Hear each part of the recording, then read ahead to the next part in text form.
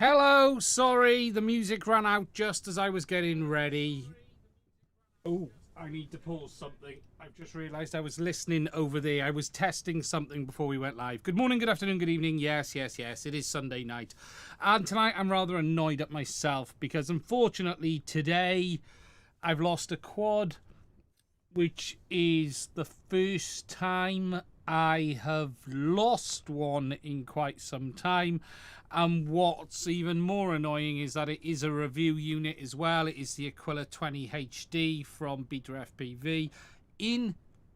Entirely my fault.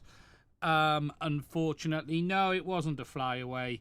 It was a scenario where the battery went flat in the goggles unexpectedly, partly because I wasn't paying attention to it, but partly because I'd also inadvertently turned off the battery warning for bench testing, which I hadn't realized until I've come back and tried to dissect the situation. And the goggles just turned off, which I then withdrew, and I wasn't able to recover the craft in the way I'd expected. If I'd have just disarmed instantly, I'd have got it back eventually. But I actually tried to recover it back, and I had some weird stuff happening which wasn't expected. And I still don't fully understand why I couldn't fly it back visually. But the root cause of it is the fact that the goggles went flat and I turned off the battery warning. And look, whichever way I cut it, it's my fault. I don't like losing a quad. I especially don't like losing a review unit that I still haven't finished the content on. It is gonna cause me a problem in finishing the video, but we'll finish it where it is. I don't lay any blame on the quad itself. It was me. The only thing I don't really understand was why I wasn't able to fly it back. There was something weird happening. Obviously, a quad of that size is very small, but I have always used the if you can't tell your orientation, you sort of fly in a direction and then figure it out. I chose not to completely disarm because I wasn't in acro mode. I was in sport mode, which is basically stabilized mode, which for me just meant I didn't have to worry about full orientation. So all I needed to do was push full stick forward. If I can't see which direction it's going, give a bit of yaw until you find out which way it's going. And for those who don't really understand what I mean, there is a method to figuring out orientation based on the direction of the aircraft. So if you lose orientation, if you're in a stabilized mode, it's actually really quite easy. You push your stick to, say, full forward and watch which way the aircraft's going. If you can't see the aircraft moving, it's either flying towards you or away from you. So move some yaw. And then obviously if you can figure out it's going that way, you can yaw yourself around and start to bring it back to you. And I've done it with some very big aircraft over the years and small aircraft successfully. In this one, I just didn't have time to do it properly, and then I ended up having to lose it. If I'd have taken the instant disarm, it would have landed in a bunch of mud, and it wouldn't have been pretty, but I would have got it back in the end. But look, the fundamental error remains that the goggles battery had dropped below a very low level. In fact, they'd got down to 2.75 volt. I didn't see that happening, and I didn't really pick up on that. So it is what it is. My fault, entirely my fault. I sent Beta FPV a message earlier just saying, look, I'm particularly frustrated is because it's a review unit. Yeah, no GPS. This is the first quad I've lost in, it might be 7 years. I have crashed many a quad, and I have drowned many a quad, but I've always got one back. I've always got it back in the end. You know, I've had some random stuff happen, and I spent 2 hours one day fighting a bunch of bushes in a field to try and stop it getting lost, and I got it back. But this is the first one that's a goner. So, look, I've already sent Beta FPV. It's nothing to do with it is their fault. I'm going to be crystal clear on that. I think you could probably improve the OSD to show the battery voltage a bit better, but the truth is I had inadvertently turned off the low battery warning on the goggles when I was doing my bench testing, when I was doing the latency testing and all of this, because I'd ran the battery down a little bit on the bench, and I just didn't take that into account, and I forgot. It happens. It is what it is. It's not the worst thing to happen, but it does leave you with a bit of a sinking feeling. So anyway, that's the woes of me today. And yes, I managed to get out. And what is going on? Why can I see something above my head? Is there something kicking in every now and again? I'm just looking at it and I saw something happen. But yeah, so look, woe is me. It is what it is. Tonight, we're going to talk about a few things, because there's quite a few subjects I want to cover off. We want to talk about KISS Ultra have released their own ESC. In the past, they worked with Voltara, but they've now made their own ESC, specifically designed for KISS Ultra, which is quite interesting. We're going to talk a little bit about some of the sensors Radio Master have. I've been playing with these on the bench. There is a big update for the Cadex Ascent system, which actually introduces something particularly interesting, because Caddx say it introduces 100 frames a second mode, and this is the first of these new drones with these new FPV systems to have 100 frames a second. Now, that is only if you're using the VRX module. We're going to talk about that. My VRX module has finally shipped from Caddx as well. I think it's coming this week, which means I can start to look at Ascent properly. So we'll talk about that a little bit in a minute. We're going to talk about some new Express LRS receivers from FlySky. And we're going to talk about DJI O5. Now, before we get into that, there's just a couple of things I just want to pick up on and just say. You may have noticed that there's a lot of people running around talking about these new FPV systems at the moment, and I've talked quite a lot about them in live streams, but you may have noticed there isn't a lot of content from me on them, and that is intentional. At the moment, we are not really in the position to talk about these systems as much as I would like. I don't have a VRX module for Cadex yet. I'm waiting for it to arrive. I've now got the Beta FPV goggles, which allows me to test the P1 ear unit. I am going to have a big set of videos coming on these with a lot more in-depth info. But on these ones, I'm not rushing to be the first out of the door with content on this, to fly it round a field and say, hey, this looks good or this looks bad. There is a lot to understand here, and when I do put the content out, it will be stuff you probably haven't heard anywhere else, with my opinions talking about it as I use it as well. But I've decided to take a bit of a slower approach on this. Obviously, we discussed them last week, and I still stand by the fact that I personally think this very big proliferation is bad for FPV. There are people who don't agree with this. That's fine. That's the great thing. We're all entitled to opinions.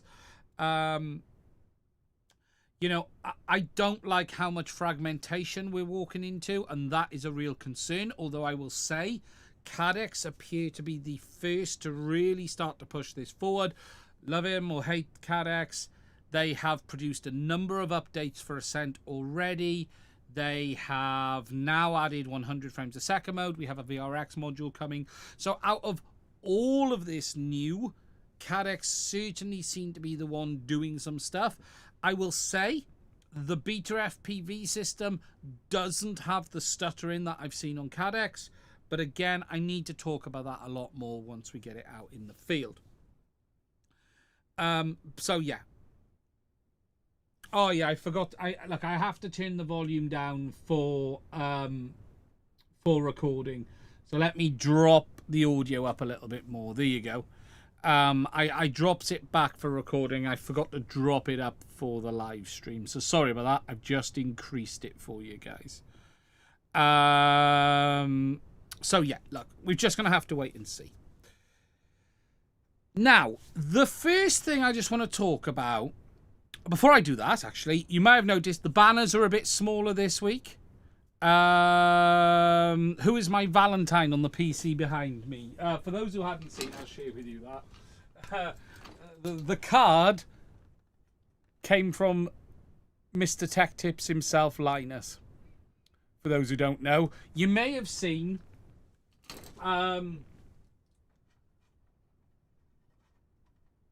let me just put that there. You may have seen I did a video on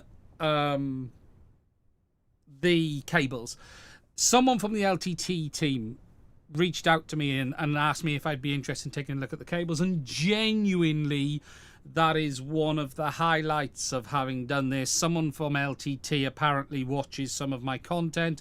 I can't quite believe that happens. It's you know, to have a channel that big is quite incredible, to say the least.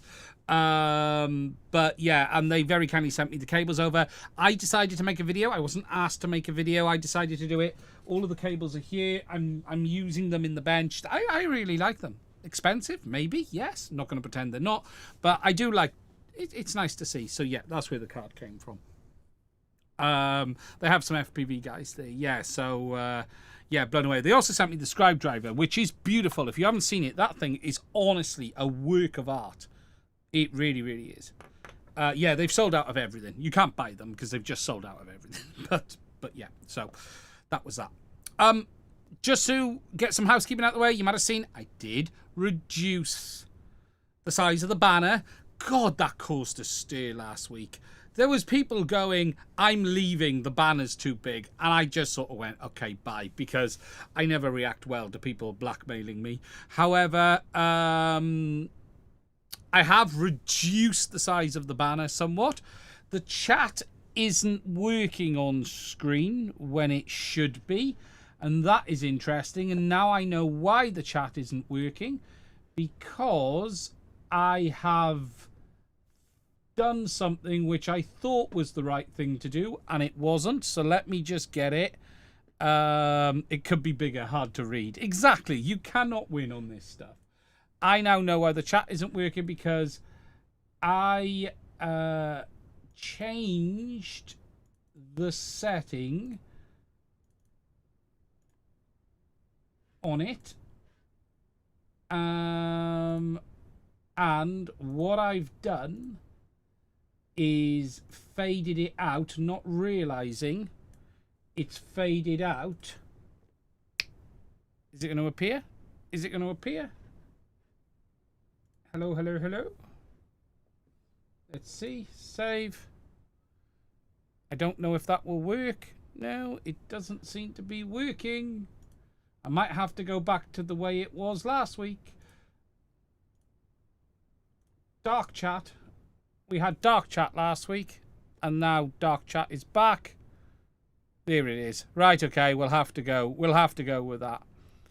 I thought I'd managed to fade the chat into the background and just have the chats coming up. Doesn't seem like I did do that. Which is annoying. So, yeah, and the chat's very small. The super chat is down there, but the chat is a bit small. So, okay, well, I'm still working on the tweaks. So, apologies for that one. I might just turn it off a minute and we'll worry about that later. But you got the chat down below. So, okay. Yeah, I did tweak it. Some people were complaining. Oh, well, that's life. Anyway, first thing I want to talk about is just this DJI O5 thing that seems to be running around. I've had a few people ask questions about DJI O5. When is it coming? There's rumors of it. And I wasn't sure where this was coming from until I saw this article online. And let me turn on NVIDIA broadcast to make sure I'm in place. Boom. This article is by website called thenewcamera.com. And I'm going to be honest with you. I think this is AI slop because there is so much inaccuracy in this article. It is incredible. They talk about the upcoming DJI SDR2. Now, apparently that is around the corner, although I can't find the FCC tags for this. They have got it listed here and they talk about the report.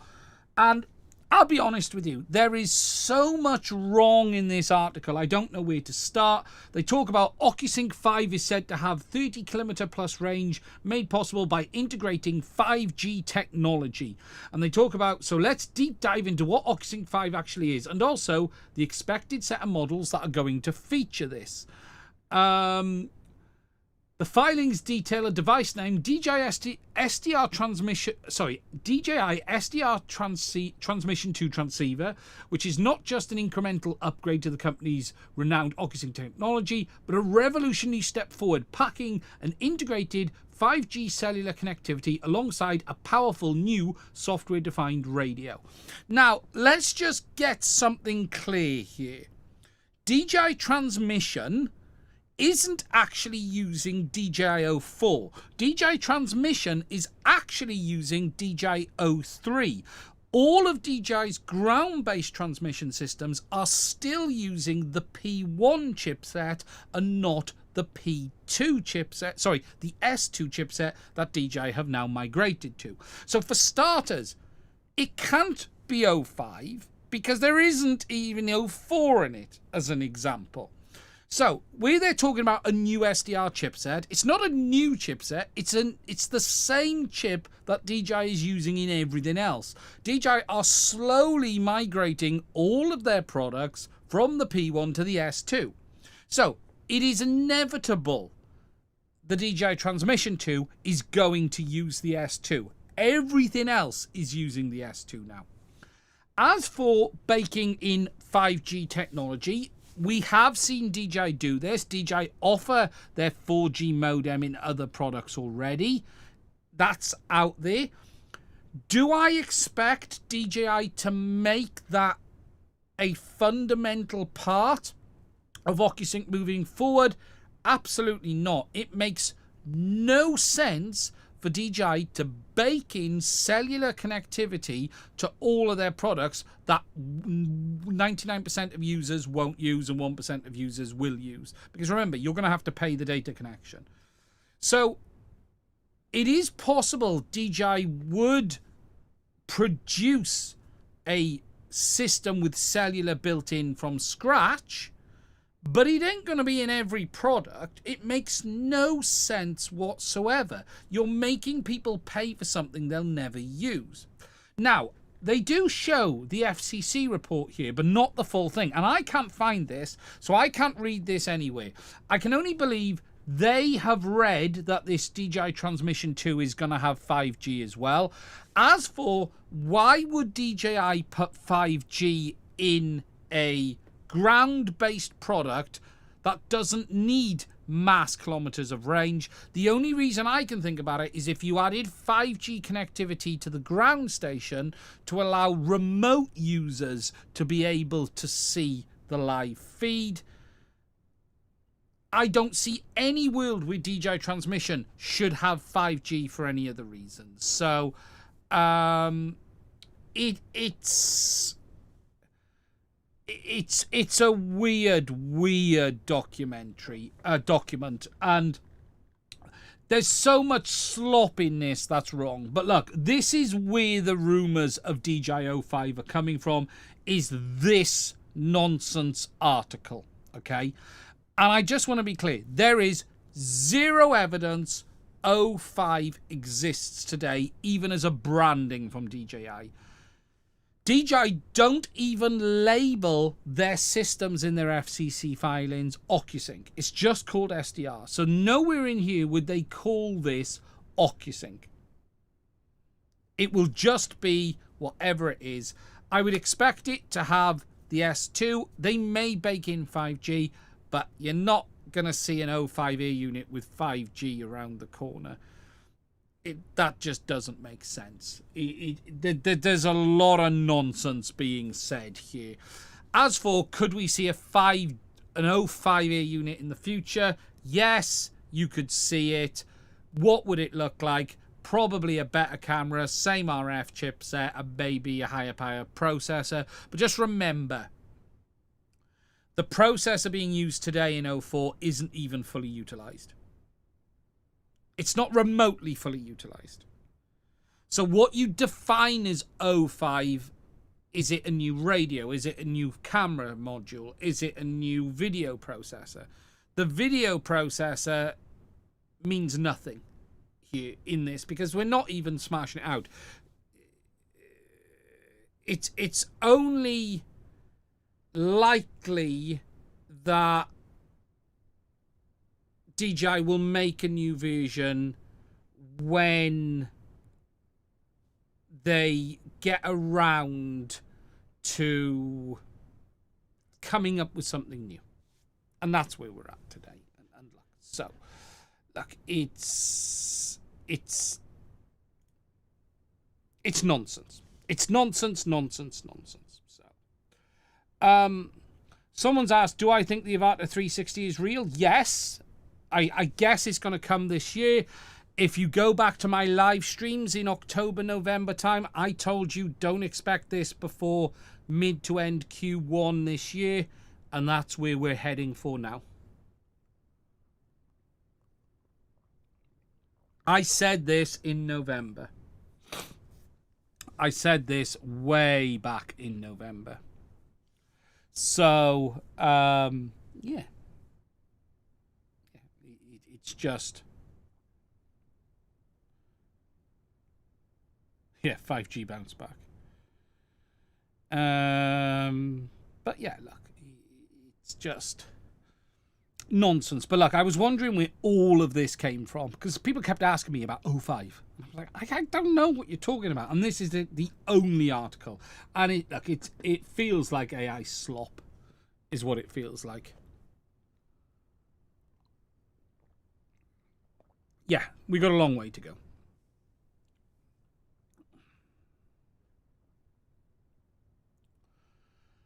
Have you seen the new LinkFlow dual band module by GepRC? Allows up to 2 watts on low, on low. And on Elrs. Not Gemini, but it's nice to see. No, I've not seen that. Dual band module. So Express RS 2 watts on low band. Jesus, that's a lot of power on 868-900. Jesus. I have noticed Gep are making a lot of high power stuff. I wonder where that would be beneficial.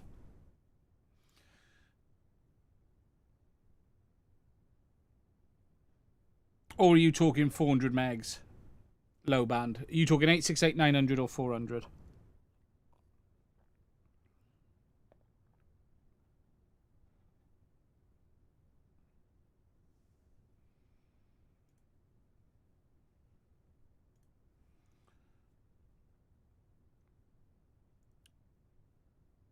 Out of all the DJI drones, Avata 2 is still... The Avata 2 is a great bit of kit. To be fair, the Avata 2 is a...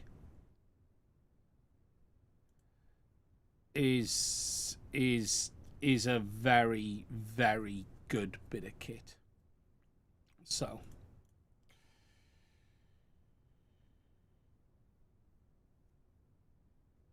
right, just catching up on the chat. Now, I just want to say, because we had a super chat come in earlier...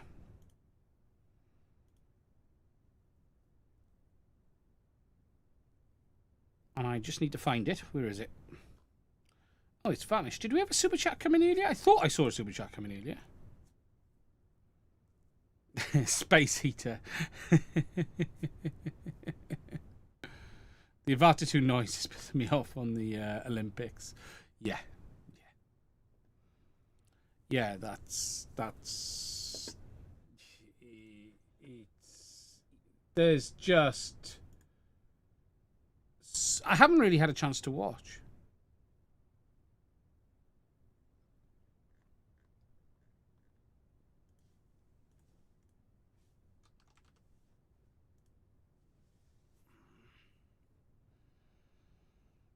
Not advertised too up, but they do provide a firmware. Okay. Yeah, makes sense. Okay, so as someone mentioned it, let's get on and talk about the KISS Ultra. That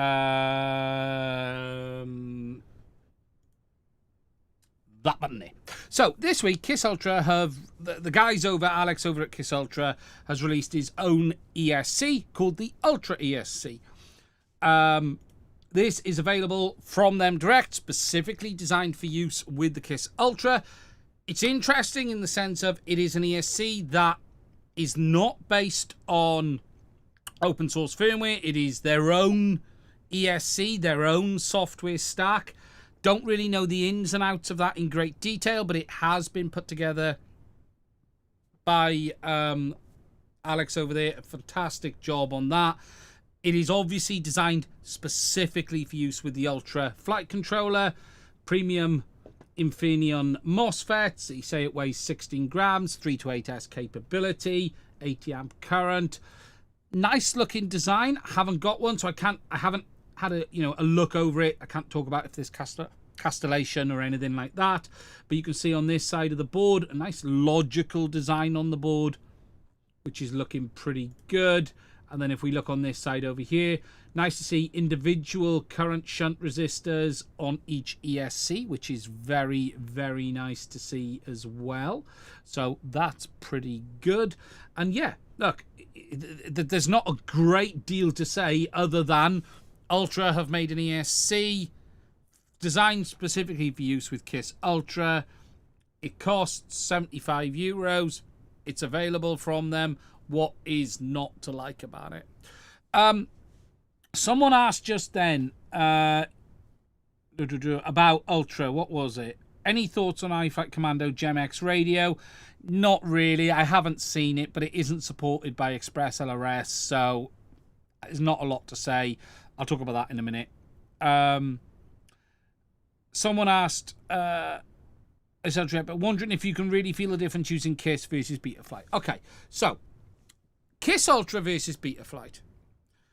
Ultra, and to be fair now, Betaflight, but Ultra specifically flies incredibly well out the box, in my opinion. And what I mean by that is you go through the settings, basic setup, just works. That was my findings of Ultra. And it was the term I will use, really tight.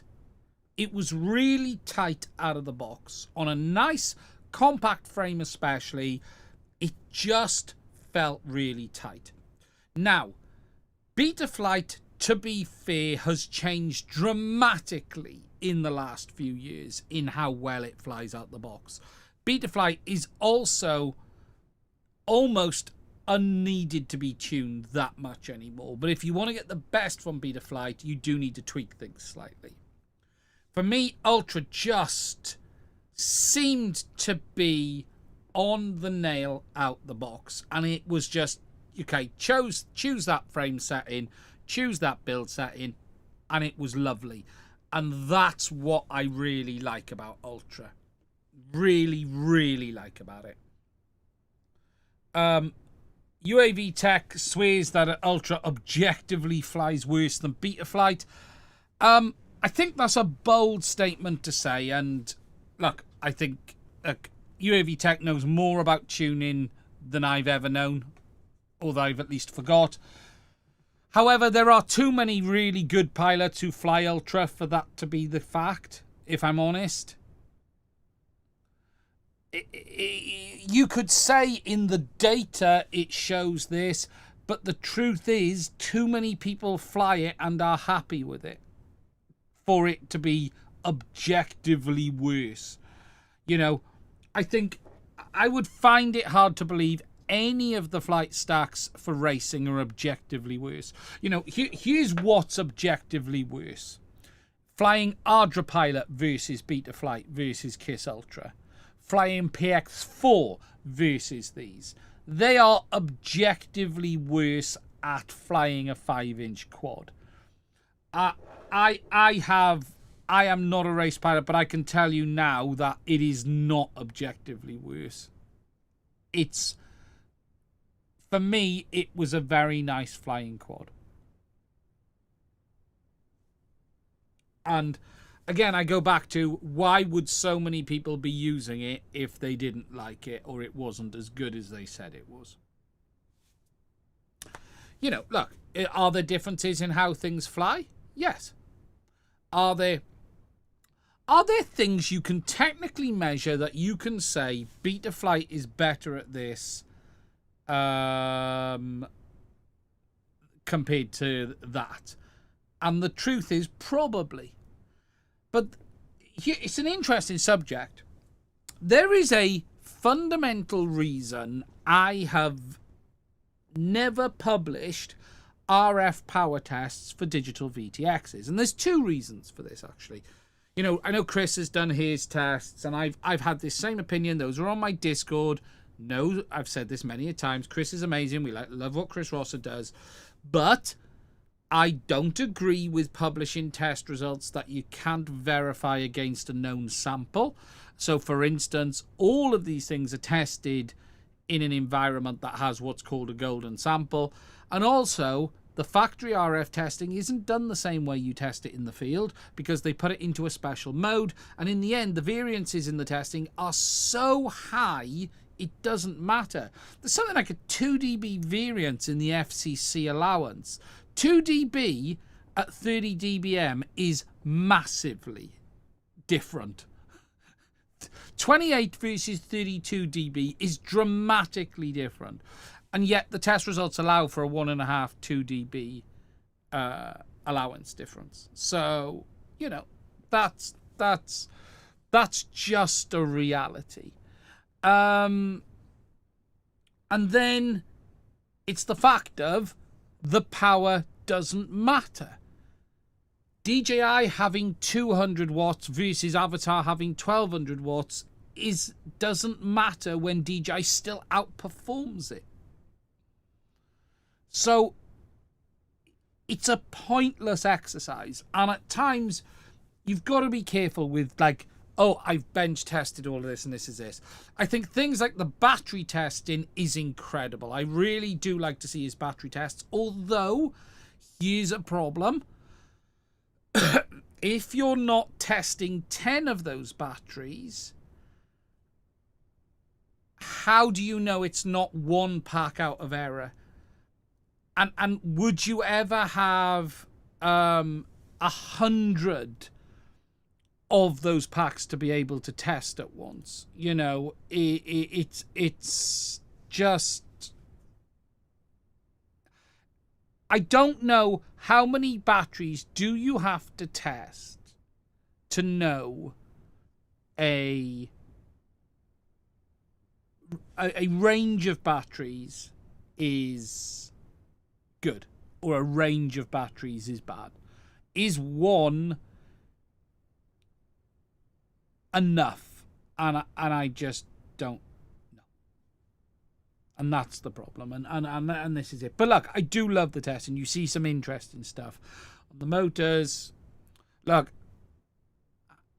I'll be honest, there's very little bad anymore. Most is good. That's the truth. What does 5% improvement even get noticed by the person on the sticks? I don't know. That's the truth. We just don't know. So. But look, so Ultra has the ESC. Nice to see. Very simple, very straightforward. If you're an Ultra user, you can now have a full stack from Ultra, which is great to see. I look forward to seeing a mini version to go with the Ultra Mini. It's inevitable. Come on, guys. Get moving. Get moving. Get moving. You know, 30 by 30. Let's now see a 20 by 20 version to go with the with the Ultra Mini. That would be great.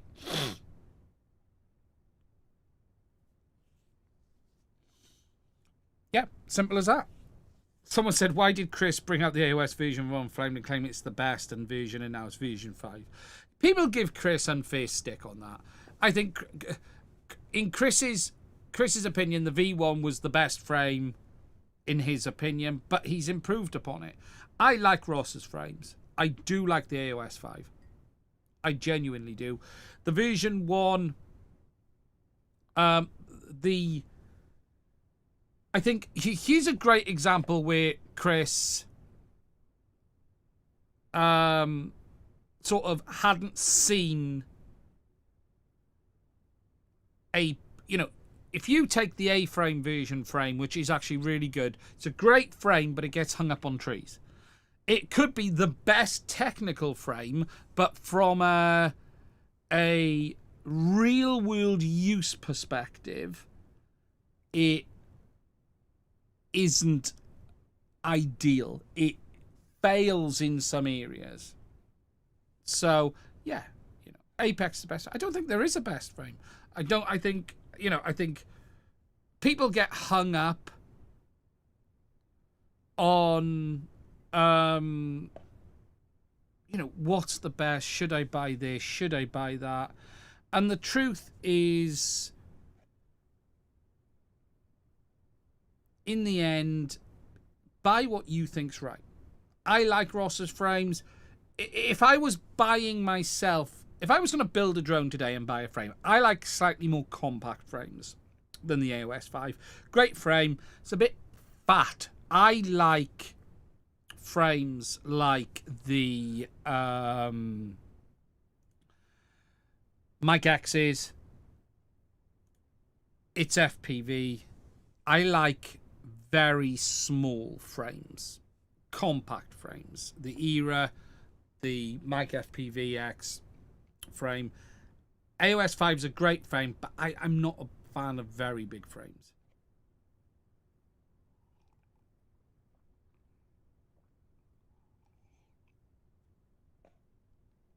Here, like, it's an example. If you want a great cinematic frame,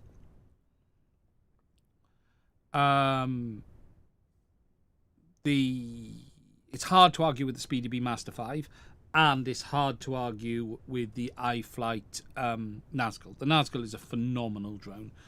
It is a phenomenal drone, but it's a digital drone. You know, I like small frames, compact, a bit of a nightmare to build. They always fly the best. You know, that's just the reality. So that's it. That's the Ultra. It's available. Good price on it as well, $79. Voltara versus Kiss. I can't give you an opinion on that. I know there are an awful lot of people who have bought the Voltaras and have been more than happy with them. And if you've had them and you're happy with it, continue to buy it. I can't comment on the Ultra ESC. I haven't tried it. It's going to take a year before anyone can really comment on it. You know, I don't think you'll have a problem with either of them. The Voltara is well established now. Its users seem more than happy. I like it. I have no complaints about it. Great to see. Ultra used to sell the Voltara, but we won't get into that. But they now have their own ESC. Great to see. You know, I guess at some point we could see the guys over at Voltara release a flight controller. The more the better. There is no downside to having more companies. There are some people who obviously don't like proprietary software. We've been here with ESCs before. But look, this is different. We had an industry held to ransom by basically one vendor. That was our problem before. Closed proprietary firmware wasn't the problem with BL Heli 32. The problem with BL Heli 32 is it owned the industry. That was the problem. Now you have the Voltara, you have the KISS Ultra, you have all of the AM32 stuff. You can still get BL Heli 32 stuff, not legitimately, but you can still get it. you've got lots of different options. There's Escape 32, which is still out there. I haven't really seen anything about that for a while. I haven't seen if there's been many updates or anything like that. Let's just have a look. See, this is a bit sad. Escape 32, the last revision was July last year. Oxbot 32, there's that other thing that we don't really know much about. You know, there's lots of different options out there. Blue Jay for the win. Yeah, Blue Jay is still going. When was the last time Blue Jay was updated?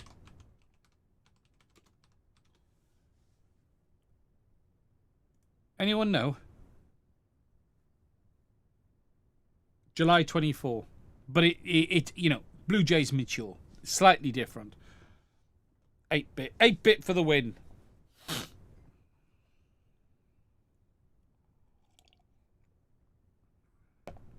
But Blue Jay's in a slightly different position. It's a fork of BLHeliS.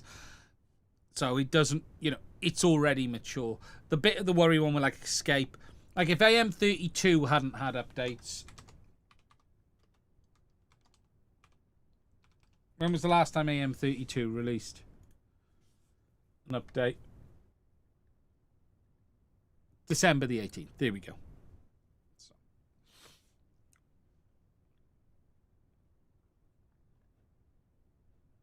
So yeah, pretty much straightforward as that. Ultra ESC blown 2, Pacer 1 to 8 ESCs. What's the Pacer? Is that BL Heli or AM?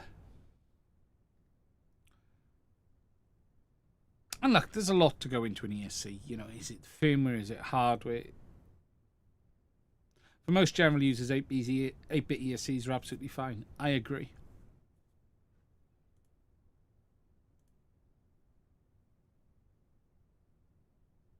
Blue Jay just works. I have heard that Betaflight will have automated PID tuning. I've heard the same thing. It's in the works. I don't know what it will be like. You know, look, automated PID tuning isn't anything new. Ardra Pilot has it. PX4 has it. Auto tune has been around for a very long time. How good, you know, how good it will be remains to be seen, because look, automated PID tuning is very straightforward. It's a feedback loop. You're looking for a desired result. If you look at P, for instance, you know, you're looking for overshoot. How much, you know, your P gain is your force. How much force is needed to actually get it over the line? You know, do we ramp fast? You know, do we ramp slow? If you go too fast, overshoots. Too slow, doesn't make the number. So, you know, it's all just a reality of computation. You just need good computation to be able to do it. Probably the issue has been up till now is having the computation in the flight controllers. It'll probably need something like a H series, I guess, to do it. Betaflight, Superfly preset, and you're done. Absolutely. Absolutely. Right. The next thing I want to talk about is Caddx. Now, this week they have released a bit of an announcement and an update for Ascent. Now, Ascent is the new digital FPV system based on the Artisan AR803X series of chipset, and Ascent launched from Caddx with the Protoss drone, the Ascent goggles, and at the point of launch it was only supported up to 60 frames a second. I've done my latency testing on that, which I published in my original video. This week though, Caddx have announced a bit of a big update for Ascent, which when paired with the Ascent VRX now supports 1080p 60 frames a second and 720p 100 frames a second. So they are adding 100 frames a second support to the Ascent Lite VTX when used with the new VRX module. Now, this is a bit of a surprise. It is nice to see, and we've got the update notes from Caddx for this new firmware. I don't have my VRX yet, so I can't test this. Well, as soon as I get my VRX in, we will be redoing all of the latency testing to check where this all adds up. But you can see in the new firmware, they've added support for the ground unit, VRX module, added 100 frames a second, high frame rate mode for Ascent Light Air unit, needs ground unit to support. Really nice to see. Added power value logging in DVR STR file, added support for XFAT, added recording stop delay function to view flight data, which is nice to see on the goggles, and added scene mode, options, low latency or fixed wing. Now, this is actually quite interesting because this scene mode is also going to reduce latency at the expense of image quality. Now, that is quite interesting, although I'm not sure they've got the image quality to give up in the Ascent system at the moment. The camera on Ascent is frankly garbage. It is noisy as hell. In fact, it is the noisiest FPV system I have seen. The beta FPV system looks nothing like the Caddx with regards to noise in the image. I don't know if Caddx have improved that. However, this will be interesting to see in real world, and it's going to take a bit of testing this to see what this looks like and what effect this has. They've also gone on to optimize peering logic, improve ground unit peering logic, fixed abnormal behavior when temperature values are negative, and RF power values are now stored in the ground unit. And they've optimized system functionality and resolved some issues. So, very interesting update. And interesting to see that they have brought 100 frames a second to this VTX. We're going to have to test it. We're going to have to test what the latency is like. This is the real first opportunity we really get to see what this system can do. Not only because of the 100 frames a second, but also because of the VRX module, because there shouldn't be delay in the VRX module like we get in the goggles. We will see for sure at this point, can this start to get close to the latency levels that we've seen on Avatar. Now, this does start to chip away at some of my complaints about these cheaper FPV systems. And one of my big complaints on these has been the fact that you're paying a lot less for a lot less functionality, and less money for less functionality isn't a good deal. Especially when you don't have the option of getting back that functionality that you've lost as a result of the lower price. And I have still said, and I still believe at this point, it's my opinion, Avatar is a better value proposition than Ascent when it comes to a new user. When we're talking about buying these products, if we talk about the fact that you can now get the Ascent kit, so if we talk about a VRX module and a receiver on Ascent, so let's just add them, $99 plus, well, that's not gone to where I wanted it to. Come on, Cadex. So 99 plus, it's 40 in it. So it's basically 99 plus 38 or $39. $35.99. It's $36. So it's $136. And this is now switched into pounds, and I want it to go back to bloody dollars. Cadex. Where's the option gone for the country?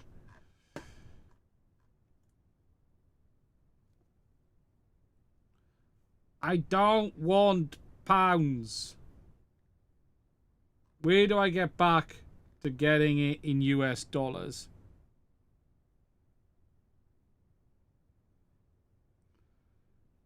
Damn you, Cadex. Okay, 135. Okay, versus the Avatar VRX module, which you could get with, which is the light kit, the 1S light kit, $194. £194. You're paying 60 odd pounds more for Avatar. But just remember, Avatar gives you full access to the whole ecosystem. You can use the Goggles L, the Goggles X, that VRX module. You can choose any of the VTXs. You can choose to use the gimbals. You can have all of the options that are available in Avatar. We don't have that here today. Hover over the price to see in US dollars. No, there we go. So $265 US versus 184. So you're paying £60, $80 to have Avatar. And it's my opinion still that that is better value at this point in time. That might change, but it is better value. Paying less for less capability without the upgradability, again, is not good value. And that's where I have been saying these new systems, great, $35 digital VTX is fine. But you have to understand the ecosystem it's within. Now, someone did say, yeah, but I just want to have a VTX I can smash up or something. And someone just mentioned it in the chat as well, I think. Yeah, that's fine. That's fine. You are absolutely perfect as long as you understand it.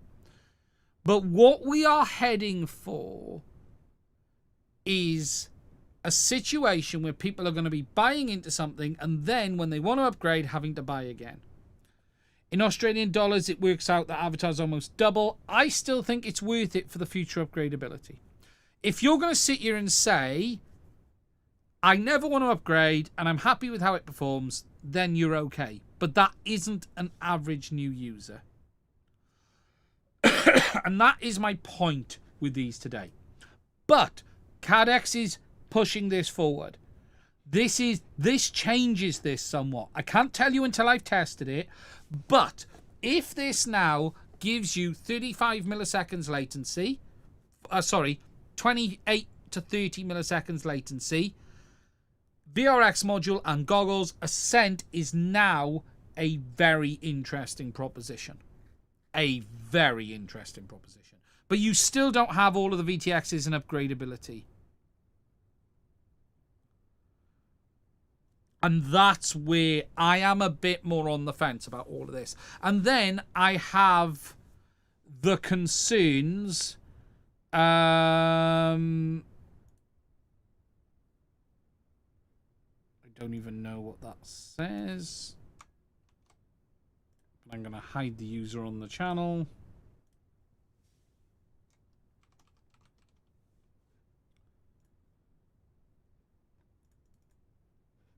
Translate that. I also then have the concerns that we're going to end up with a bunch of these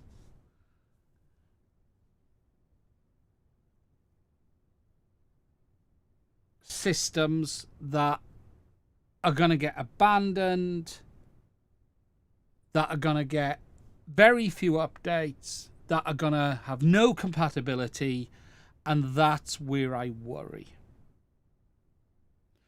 That's where I have a problem. And look, it's not that I have a problem with proprietary. I don't have a problem with proprietary. In fact, I don't have a problem if all of these release VRX modules and then two different types of VTXs that all work great. I'm actually happy. If they had a cheap VTX and a better VTX, I'd be okay with that. A 200 milliwatt or a 100 milliwatt VTX is not an ecosystem. And I don't expect them to be standards. I don't expect Caddx to work with anyone else. I have no problem with proprietary. What we know is HD0 has spent years building up an ecosystem. DJI's ecosystem is a bit less flexible, but it's there. And Avatar have probably done better than anyone for building up an ecosystem. And this is where I worry. And I worry about how users will get left behind. You know, as a standalone product that you never intend to upgrade, yeah, it looks good.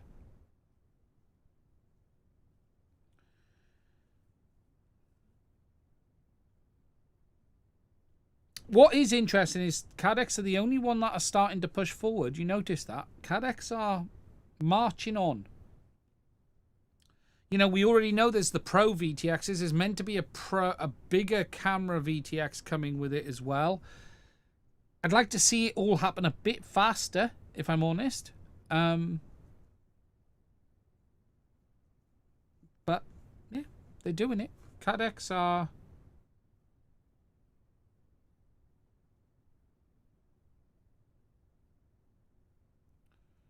yeah, pretty straightforward. Talking of upgrades, is it worth upgrading to the Mini 5 Pro latest firmware? If you're not in the UK and get restricted, but it's not really in the firmware, there's no downsides to it other than restriction. Are Cadex doing it or just promising it? Well, that's a good question. We finally got the VRX module. We haven't really... You know, we knew about this bigger VTX before the VRX module, but it hasn't come out. But then again, what are we meant to say? We're critical of Cadex when they... release a product that doesn't work properly, and then we're critical of Cadex when they don't release a product. Will Ascent VRX have head tracking built in? There's nothing built into it that we know of.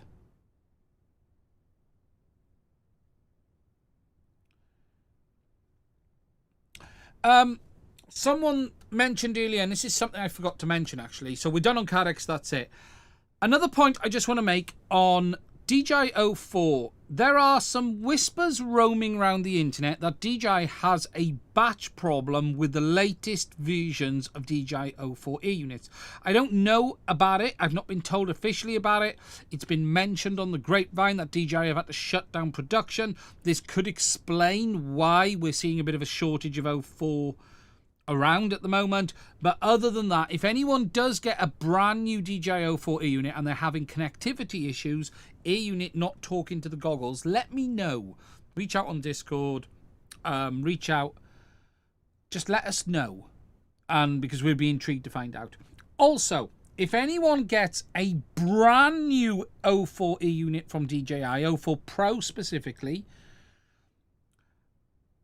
in you know, brand new production, I would love to see teardown images. We believe there's been a hardware change, but we don't know what it is yet. I need to order one myself, I think.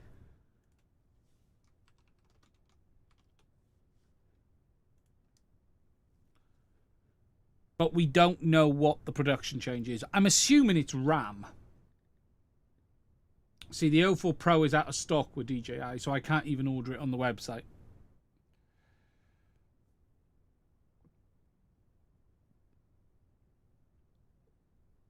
It would explain why they're not available.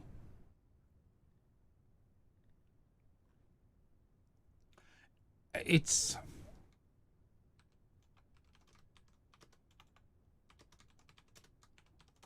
see if I can find anyone that's got stock.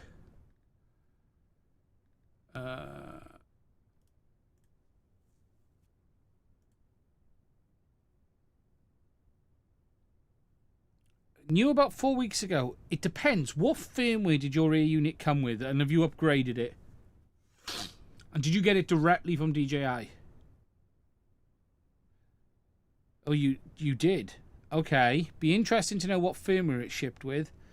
Yours could be the new production.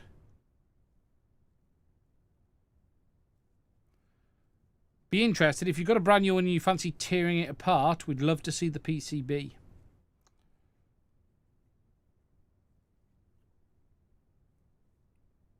Can't seem to get them anywhere. Gaff had a batch, yeah. It could be worth having a look at the production date on the box. There's a production date on the box because we believe they've made a hardware change. We're looking really for just pics of the PCB, but it's not that easy to do. If you've never tore one down, don't do it. Don't wreck one. Don't risk one. What we're after, I want to be able to see just compared to the wiki. If we go on DJI and 04, 04 units, we're looking to compare the PCBs. The main PCB. So if we go down to the 04 Pro, you know, what I'm looking to do is compare these two images, that one and that one, just to be able to see what's changed. I suspect this NAND disk has changed.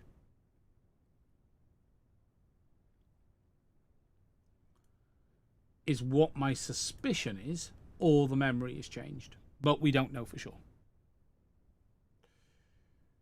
Would love to understand what they've actually swapped out.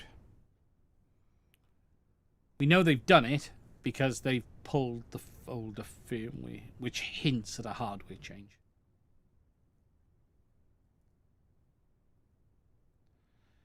Do you think there's a possibility of some clever people developing a VRX that can be flashed to work with different Artlink systems? Cadex, so Caddx have a different hardware solution. So Caddx are using, well, okay, let me proviso this. Caddx are using on the Air side a different hardware solution for the main chipset than the others are. The Beta FPV and the Start FPV all appear to be using the Artisan video processing chipset alongside the Artisan RF chipset. Artisan. And then it's Artisan in the ground side. Then Caddx are doing things a little bit differently. Caddx are using Artisan in the ground side, but they're using Artisan and high silicon in the air side. And this is where Caddx's we developed our own chipset solution comes from, because they've paired the Artisan chip with a different air side chip. We also now somewhat believe we understand who Cap is. And I say we as a bit of a community find. This Cap seems to have appeared out of nowhere, but it's not confirmed. Okay, so let me just get this over here. This isn't remotely fact and absolute yes is the case. But someone, and it wasn't me, and I'm a bit annoyed I didn't spot this, I will add as well, because I should have, has spotted something very familiar. And let me just find it a second.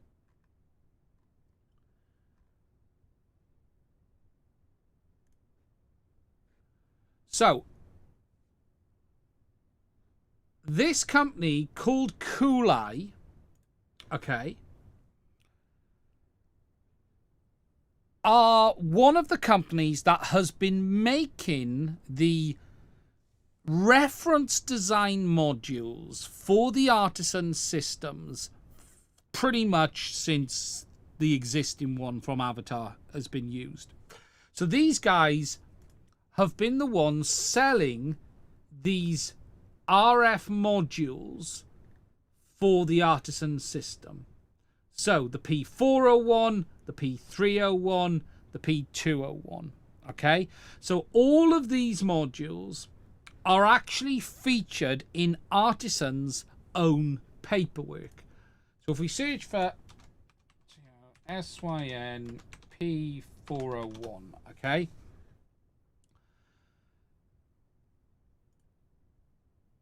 these modules are featured in a document from Artisan. If you look down here, we go down, get down to this bit here, you'll see now in a moment, they're wireless solutions, long distance video transmission solutions, P401D, P301D, C201D, and P201WS. So these are their sort of what we know as the reference design modules for Artisan systems that you would use to build the system from. There, you get it with an SDK. It's a development board, is the simplest term. And these actually appear to have been made by this company called Koolai. What someone has spotted, though, and it's a bloody good spot, I will add, that the markings on these are almost identical, and even some of the PCBs are very similar. So, in the Beta FPV goggle and the Artlink not ArtLink, sorry, the Beta FPV ArtLink goggle and the VT5, and let me just find the image, 2 seconds. The module inside actually has a separate PCB. So let me just find you the image, and I will be showing this in a video. Just waiting for it to come up. I'll use this one. So inside the Beta FPV goggles, right, let me bring it up. Here we go. In the Beta FPV is this module soldered to the main board. So this is an off-the-shelf module that is being made and supplied to Beta FPV. Inside the VT5 VRX is exactly the same module. Okay, so if I just find the images for that, it is literally the identical module inside the VT5. Sorry, I just need to get down to where it is. Jump to present. Thank you very much. Go up. Here we go. And open this one. And this is the module inside the VT5 VRX. So again, it's the same board as is inside the Beta FPV goggle. That's the board in the goggle. This is the board inside the VT5. So this is a reference design board that's being used. And what the very clever, I can't remember who spotted this is, but they spotted the labeling on the VTXs and the labeling on the VRXs is the same labeling you find on these modules from Cooleye. Look at these modules. It is the same barcode style and label. It is basically the same. It's not the same number identically. That one's got it removed. That one's got it on there. And you'll see these on the VTXs as well.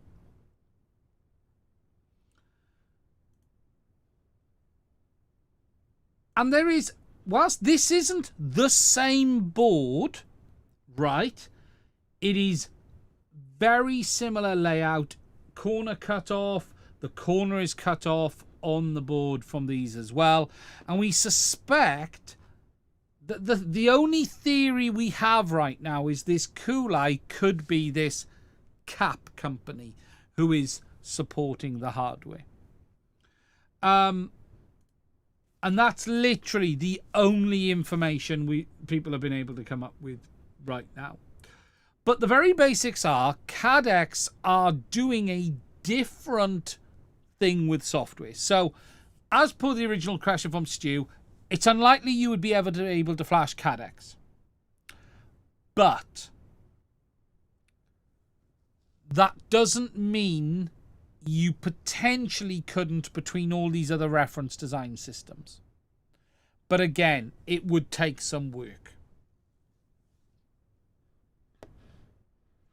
It would take some work. But it does seem there's a few similarities here. And it makes sense because this company does make FPV products. Look what this company sells. These remote control stations. They sell some VTXs and they've got this open IPC unit as well. So I'm wondering if this is cap.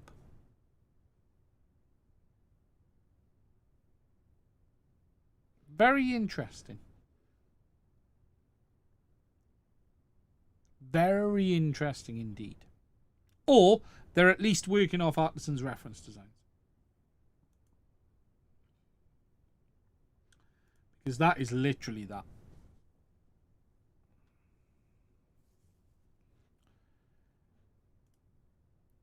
Okay, guys, if you've got any questions, put them in the chat now and I will try and answer them before we move on to...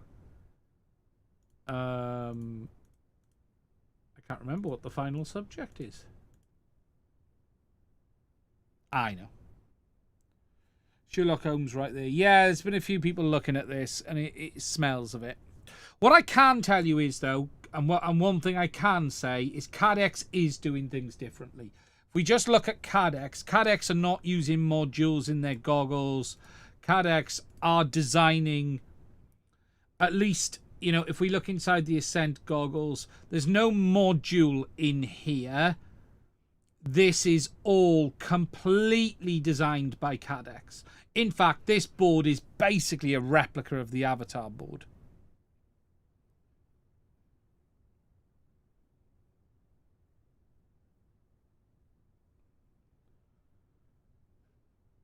So, you know, Cadex are certainly not using a board reference design in the same way. They are doing things differently. Here's also what's very interesting about the Cadex version as well. Cadex are running onboard SRAM, whereas none of these others are. There is no onboard SRAM here, so this must be running on the RAM that's available on this SoC. And that is the same in here as well. There's no SRAM that we can see in these VTXs. I would go as far as saying that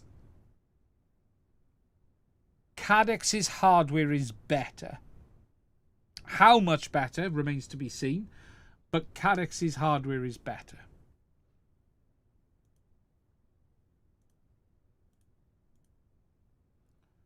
As a result.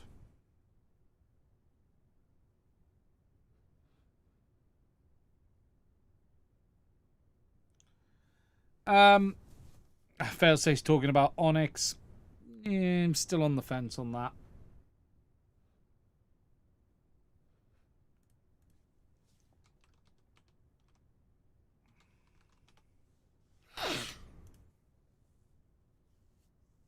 For those who don't know what Onyx is, so Onyx is a project that is being done by Pedro, I think it is, Petros, or Pedro, sorry. Petros, I can't say it now. I've said Pedro and I've got it wrong. Petro, I can't remember how to say his name properly. The guy behind Ruby FPV.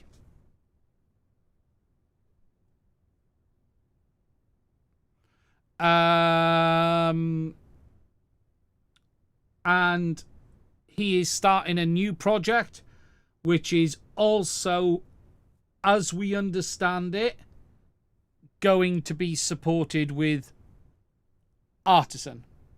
But open source is complicated here because you're going to have a situation of open source software with closed source proprietary hardware with closed source elements, because I can tell you now, Artisan are not going to open source big bits of their software stack. I am extremely skeptical just based on everything I've seen in digital FPV open source so far. And that's nothing to do with the people behind it.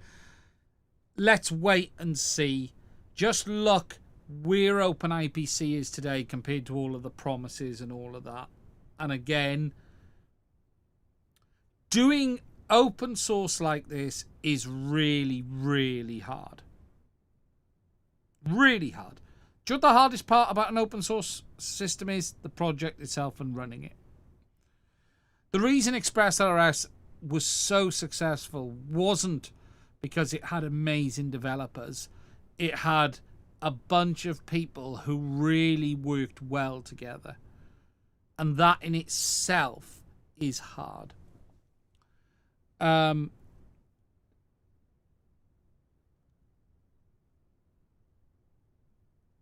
That in itself is hard. So, look, you know, it is definitely interesting. If it delivers, great. But someone's just said that's the thing. Petro is the main architect and developer. That's not a good thing.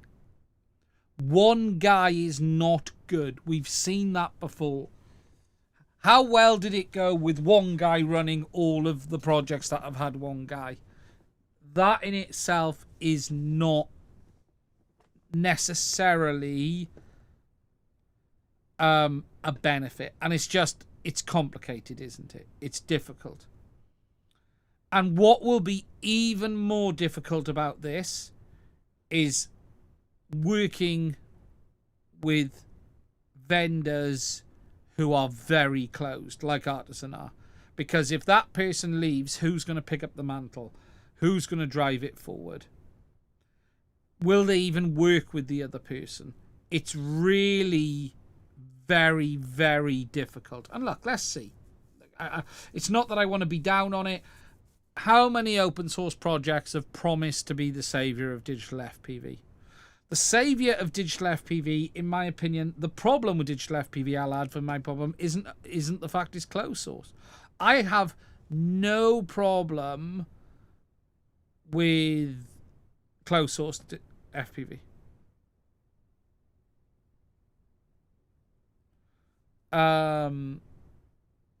What I have a problem with is products and manufacturers that don't work. Closed source is great. I don't care if a project's open source or closed source. What I care about is, does it work?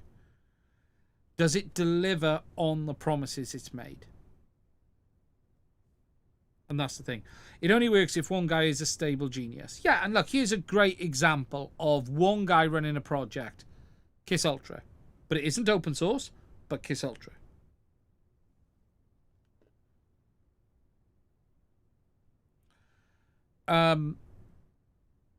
So, yeah, you know, barrier to entry, delivering a good product. It has to offer something that others don't. Ruby is now also my daily driver. Yeah, look, I need to go back and revisit Ruby, but the earlier hardware was also a problem. I think things have matured a little bit in the hardware world now.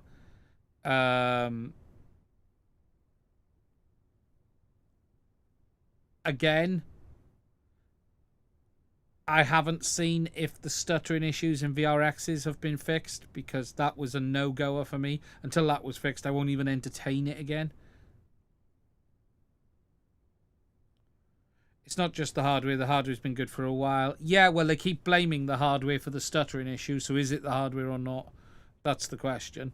You know, I've got the RunCam VRX, I've got the Emax VRX. They all have the same problem. So, Ruby 11.7 is working well. That's good news.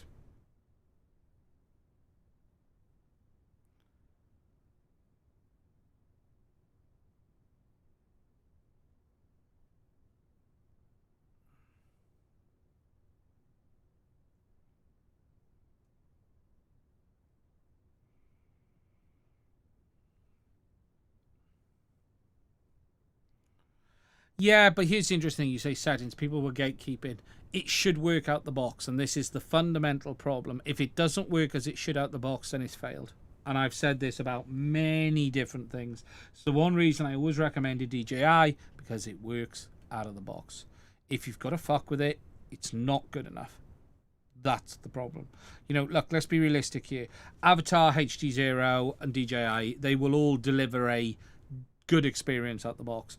Anything else has to come to that standard. If you take Ascent has failed that standard for me because it has the stuttering. It has to work. It has to work properly out of the box without being majorly configured.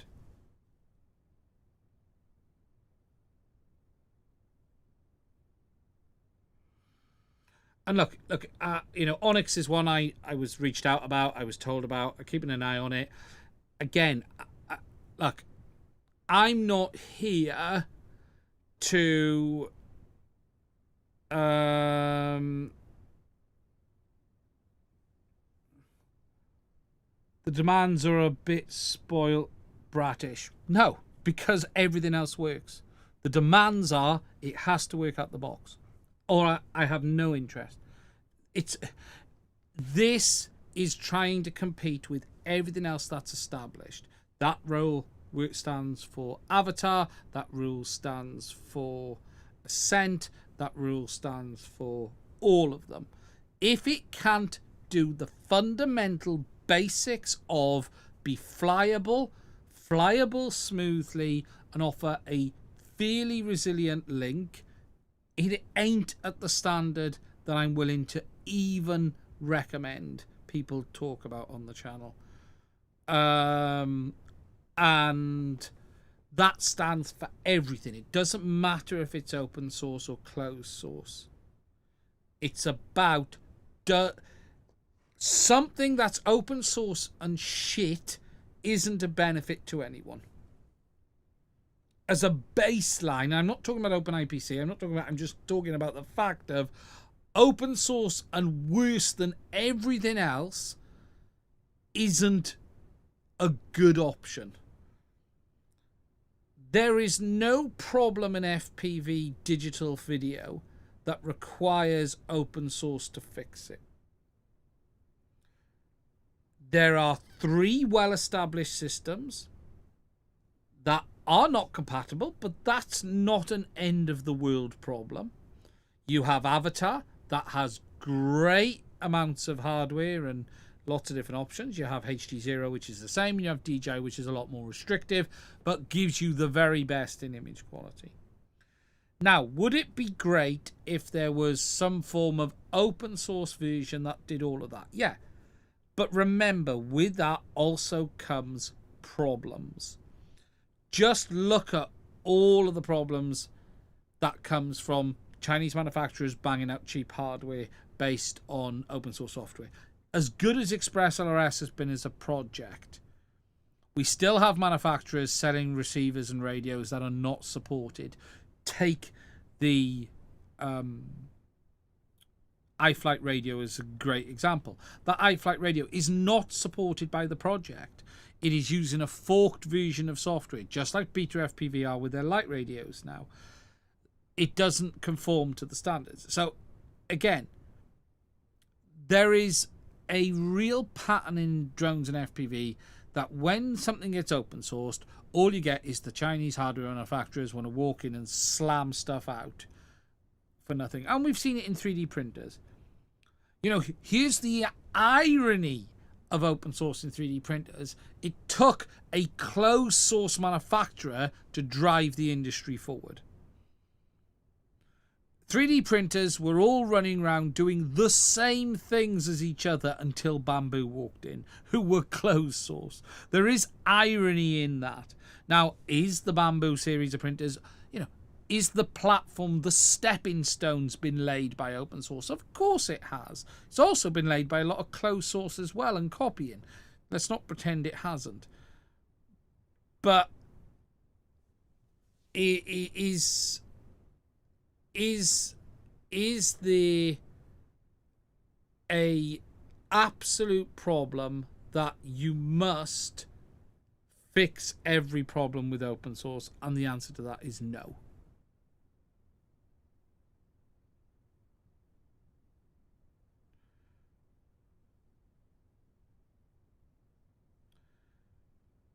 Just switch to ExpressOS from Crossfire. Crossfire is still very good. ExpressOS is very, very good, as we all know.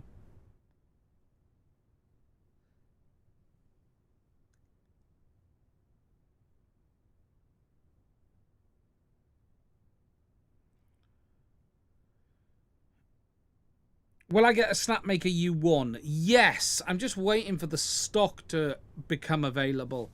I don't want to give Snapmaker my money for them to sit on for 3 or 4 months whilst the printer comes out. Yes, I want to get one, but I want to wait for it so I can order it and get it. Someone's Joseph there. He's still waiting on his.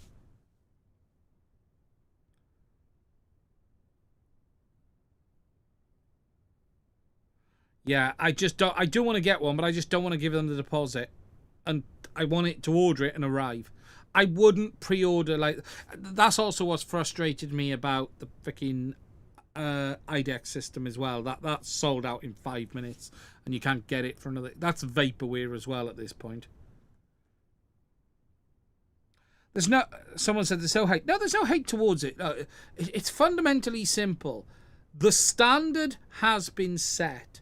Everyone who enters the industry at this point, open source, closed source, doesn't matter. You have to meet the minimum standard because the standard has been set. coming in with open source, that's 5 years behind what we had 5 years ago. It's really hard. I get it. No one is pretending this is easy. But as a product, the market is at this position here. That is where you have to get to. You have to get to that. And the market standard is, you open the box. If you want to do a DIY, that's fine. But if we're talking about the difference here about spending 3 fucking weeks in a field trying to make it even work, and that's where I was at with it, and I gave up in the end, or tuning on a product that works, I choose the product that works because my time is more valuable than the cost saving.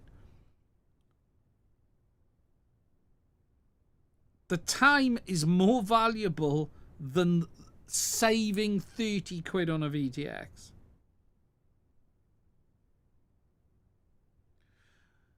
You know, it is incredibly hard for anyone to enter the digital space right now.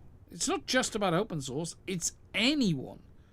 It's almost impossible.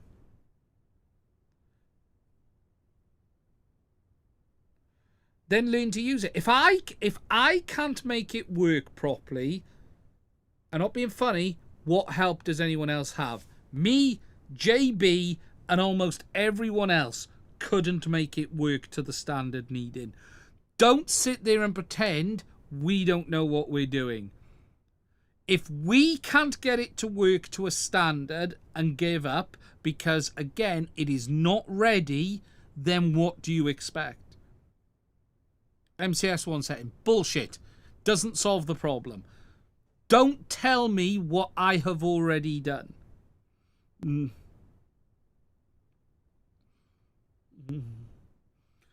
So, it might have changed since I looked at it last. I haven't had a chance. That's the reality. This was OpenIPC, yeah. Mate, you threw it through a SolarX Firestorm. And you might have been able to fly a freaking analog through it. That's not the standard. The standard is is the link stable? Does it work fairly well out the box without spending days of messing around? Does it offer the same kind of experience you get on anything else? That's it.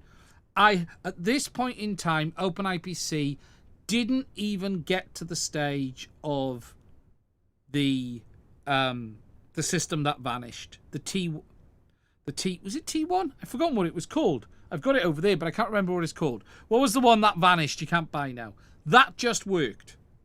Out of the box. Smoothly. Fine. That met the minimum standard, yet they couldn't get that to that standard. Edge T3, that was it. Edge T3. That met the minimum standard. It worked. It was smooth. It worked. It behaved in a consistent manner. I have the videos out there showing how bad OpenIPC was in a place where there is literally no RF. That freaking beach is a dead zone. There's not even phone signal there. It is literally an entire ecosystem within itself, and it couldn't fly 30 meters without stuttering and breaking down, regardless of VTX, regardless of VRX module.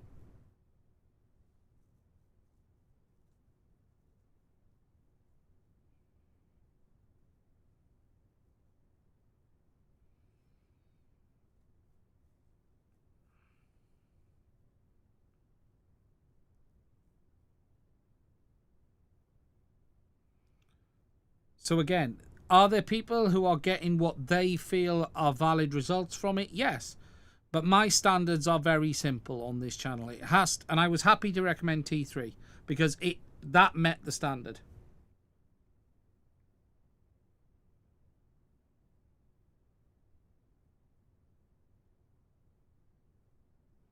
OpenIPC is like Linux.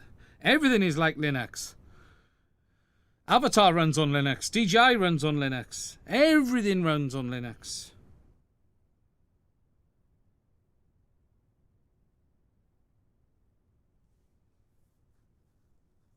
So again, look, there is a reason none of the big creators are running around shouting about it, because it doesn't work at the standard we want it to. There ain't one of us who doesn't want to do it, doesn't want it to work. It shouldn't be a problem to flash 2 images on the hardware and it just works.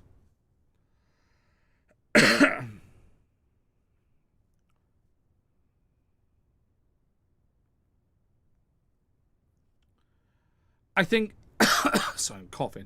Someone said, I think OpenIPC stirred the waters and Artisan thought, shit, we better get on it. Yes and no. There's a bit more to the Artisan story than that. Artisan pivoted into AI. There's actually a big article on this I've talked about before. Someone has said, alcohol is the solution.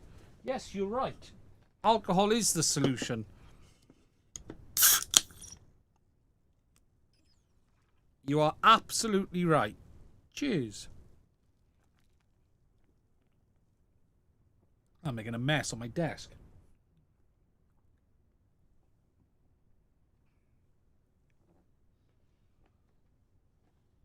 Where's my cloth? One moment, please.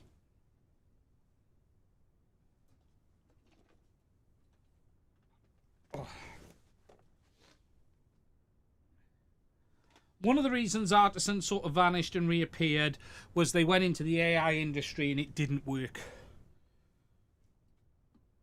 Where's my cloth gone? I have a cloth for this.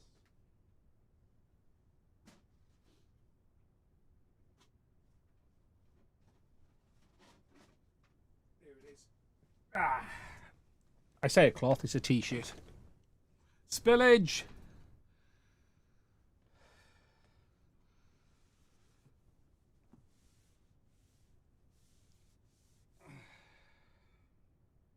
Yes, I am a Guinness man.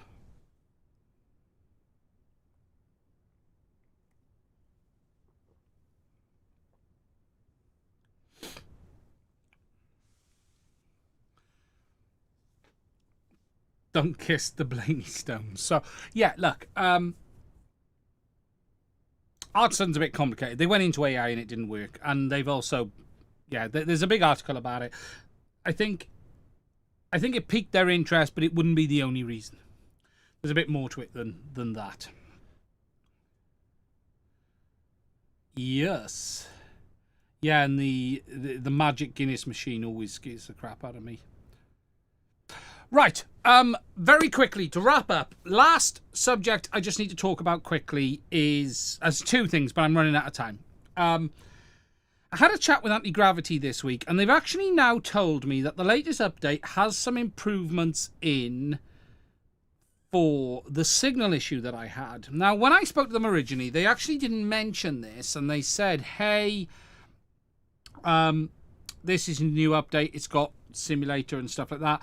And only when I went back and asked them and said, is there anything else in this I need to know? They've actually now said, yes, we also, based on your feedback, made a load of changes to the RF performance. And I'm like, oh, well, why didn't you say that in the first place? So I do now need to go and retest the A1 with this latest firmware, because apparently it does have some improvements for the issues that I showed in my Antigravity A1 signal video.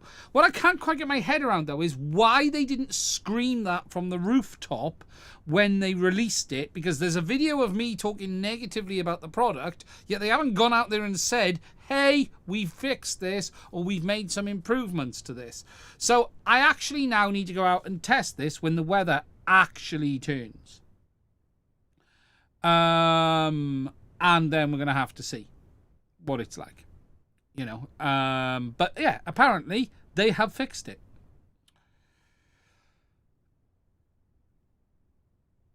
Who knew?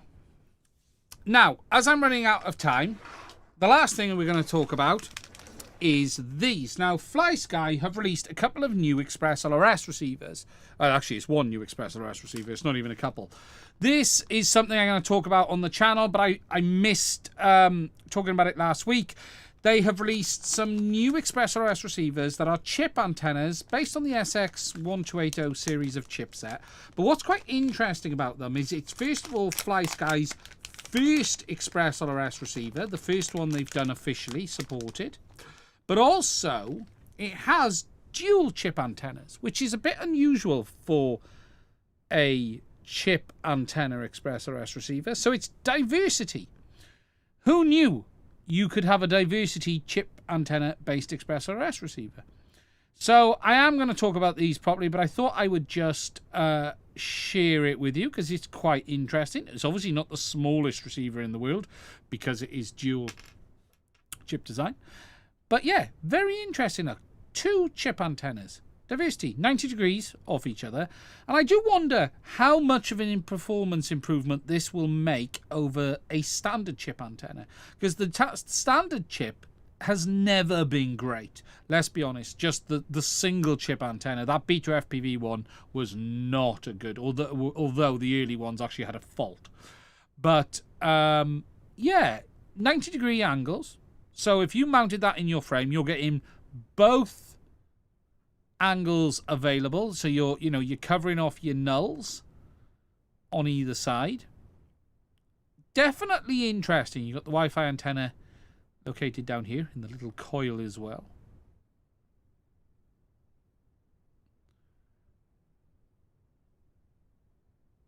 Yeah, I thought it's very intriguing. Very intriguing indeed. I don't know if anyone's tested it. I don't know if anyone's put it through its paces yet. But it's certainly an interesting design. That's for sure. Now, as someone said, FlySky do seem to be getting into why not just have two short UFL whips. Yeah, I don't know why they could have had two of the tower antennas. The little towers. Although that does add height, but it's not a lot. It's what, 4 mil?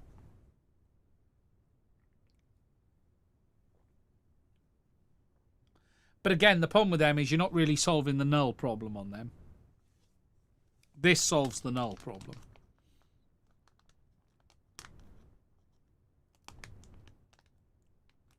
I haven't moved to 04 yet. No, 4 has officially released. I haven't. I'll talk about that probably in a separate video. I have spoke about 4 in a pre-video before. ExpressRS 4.0 is officially released.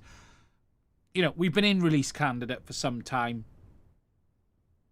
So now they've finally pushed it to production. I'll do a dedicated video on that. I have talked about it on the live stream before, but it's now in officially production, prod. So it's in prod environment. So it is out. There's some nice updates in this for people, especially who wanted to be able to mess around with Channel 5 and have their own control over channels and things like that. There's a lot of real nice stuff in 4.0. Big step forward. I don't usually rush out to install it on all of my quads. 4.0. Yeah, I'd agree with that. Upshot has said he's not rushing out. There's nothing. No, I'd agree. There's nothing fundamental I think people must go and have.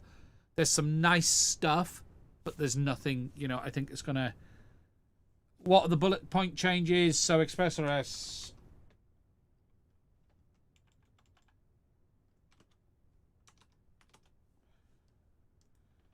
couldn't remember them off the top of my head.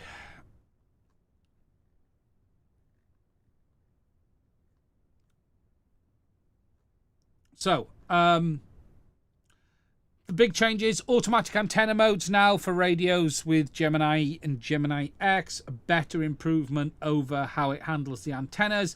Optional alternative arming methods, you can now change arming off channel 5. Extended PWM receiver output offerings, so they've improved that. A better improvements on dynamic power. It's now statistical adaptive dynamic power, and it's going to behave a lot better overall. Instead of using a fixed SNR value, dynamic power now statistically models the SNR expected to result in 99% and adjust the power to achieve that. This majority improved dynamic power for LR1121 systems, so the new systems. A new web UI, improved telemetry bandwidth, head tracking improvements. The DJI output protocol, which I pushed Wes to do, which he did incredibly well.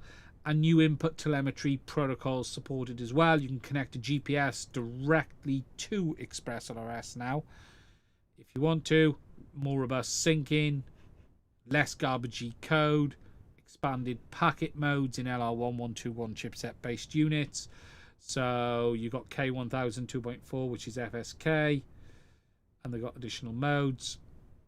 Flash file system change, and there's a bunch of other little changes. So look, it's a lot of housekeeping as much as anything else. Probably the big one, someone just said, that main arming one is the big one probably. And the new dynamic power. They're the two biggies. Yes, so I asked Wes for this and harassed him. You can now use ExpressLRS receiver directly as an arming device for DJI. You don't really need it for 04, but you do need it for 03. On 03, you wouldn't get full RF power unless you had a flight controller to arm it. Now you can use ExpressLRS directly. I harassed Wes and I did the testing on this directly to implement it. I have a video on this on how to do it.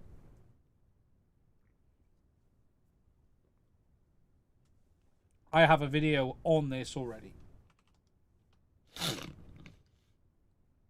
Yeah, planes and cars.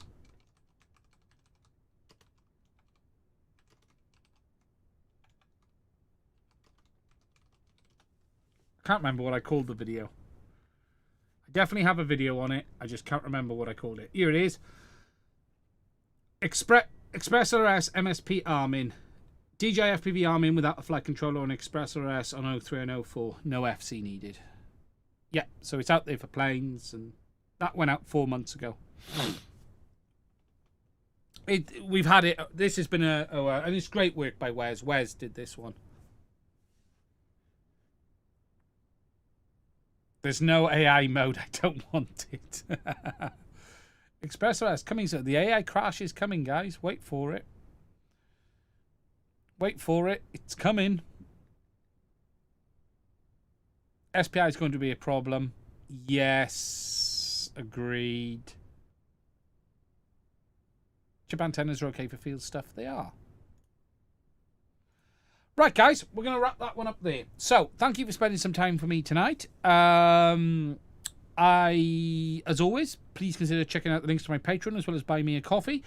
We should be back again, same time, same place next Sunday. Might be more to talk about. You never know. I got a few videos I'm in the works of finishing. The Beta FPV one will go live with what I can of it.